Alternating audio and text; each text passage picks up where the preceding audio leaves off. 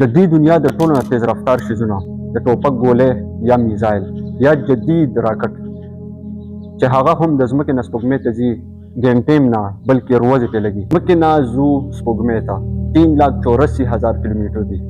په مختلف سپیډ سره به ځو.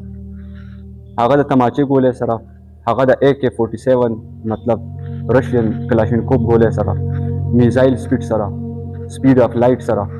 په دې ویډیو کې به موږ ګورو چې څونه ټایم به لګي، څونه ورځې به لګي، څونه سکندونه به زموږ لګي.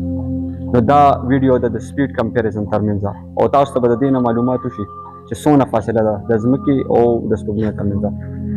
که چېرې ستا سپیډ شي 5 کیلومتر پر آور مطلب په واکینګ سپیډ باندې روان یې، نو پوره 9 کاله شپې او ورځې لګاتار سفر به کې، نو ته به چې دی د ځمکې نه سپوږمۍ ته یا د سپوږمۍ نه ځمکې پورې چې دی ورسېږي. دا واکینګ سپیډ شو 5 کیلومتر پر آور. اوس راځو د تماچې ګولۍ سپیډ سره.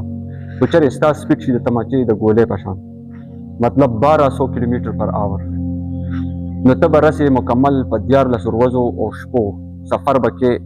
دریم سیناریو ته به راشو. که چېرې ستا سپیډ شي د AK-47 د ګولۍ ترمنځ مطلب 2500 کیلومتر پر آور ستا سپیډ شي، نو ستا به مکمل 6 ورځې او 6 شپې مسلسل سفر به کې. چېرې ستا سپیډ شي شاهین میزایل چې 20,000 کیلومتر پر آور سپیډ سره ځي، نو ستا به څونه ټایم لګي؟ ستا به 19 غنټې لګي. 19 غنټې مسلسل سفر چې ته وکړې شپه او ورځ، نو ته به چې دی دونه فاصله کور.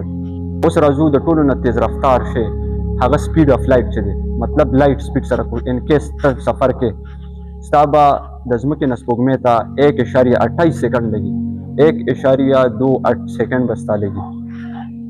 د دې ویډیو مقصد دا دی چې سپیډ اف لایټ څومره تیز دی.